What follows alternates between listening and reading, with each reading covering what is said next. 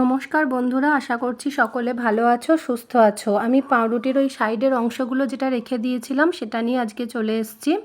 এখানে ঘরে ক্যারামেল তৈরি করে নিয়েছি, আর এদিকে পাউরুটির সাইডের অংশগুলোকে ছোট ছোট করে কেটে ঘি দিয়ে ভেজে নিয়েছি। ভাজাটা তোমাদের দেখানো হয়নি। আর এখানে 1 কাপ দুধের মধ্যে কাস্টার্ড পাউডার গুলে রেখেছি। তো পান্তুয়া যেদিন করেছিলাম সেদিন তোমাদের বলেছিলাম আর একদিন দেখাবো সাইডের অংশেরগুলো দিয়ে রেসিপি।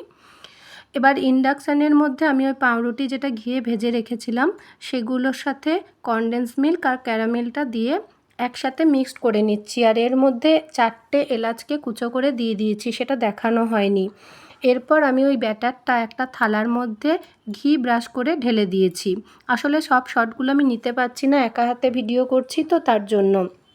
যে ব্যাটারটা ঢেলেছি বন্ধুরা, তোমরা চাইলে না এর মধ্যে কাজু বাদাম পেস্তা এগুলোকে কুচিয়ে নিয়ে এর ওপর ছড়িয়ে দিতে পারো বা গুঁড়ো করে ছড়িয়ে দিতে পারো, তাহলে আরও ভালো লাগবে স্বাদটা। আমার কাছে এই মুহূর্তে ঘরে কিছু ছিল না বলে আমি সিম্পলভাবেই করছি। এর মধ্যে বাদাম পেস্তা দিলে আরও খেতে ভালো হয়।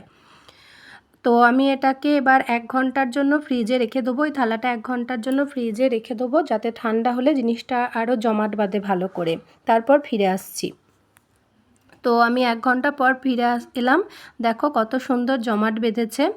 আসলে আমি এটা বানাচ্ছি মিল্ক কেক। তোমরা তো দোকানে সকলেই মিল্ক কেক কিনে খাও, তাই না? কিন্তু ঘরে পাউরুটি দিয়ে এরকম মিল্ক কেক বানিয়ে দেখো, খুব ভালো লাগবে খেতে। আর ছোট ছোট বাচ্চা থাকলে তাদের তো আরও ভালো লাগবে, বাচ্চাদের এটা খেতে খুব ভালো লাগবে। আর এটা ঘরের তৈরি, ঘরের জিনিস দিয়ে তৈরি, যাতে কোনো ক্ষতিও নেই। তোমরা বাড়িতে অতিথি এলে তাদেরকেও করে দিতে পারো। অসাধারণ খেতে হয়েছে। আমি নিজেও ভাবিনি এত কম উপকরণে এত ভালো খেতে হবে। আর এত সফট হয়েছে, এত নরম জিনিসটা, তেমনি স্বাদটাও খুব সুন্দর। আসলে কাস্টার্ড পাউডার আছে, তাছাড়া এর মধ্যে ঘি দিয়ে ভেজেছি। ঘি দিয়ে যতটা ভাজবে তার জন্য স্বাদটা দ্বিগুণ সুন্দর হয়। আর তোমাদের বাড়িতে পেস্তা বাদাম যদি থেকে থাকে সেগুলোকে দেবে, তাহলে আরও ভালো লাগবে খেতে।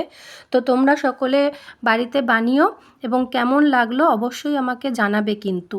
ভিডিও দেখার জন্য অসংখ্য ধন্যবাদ।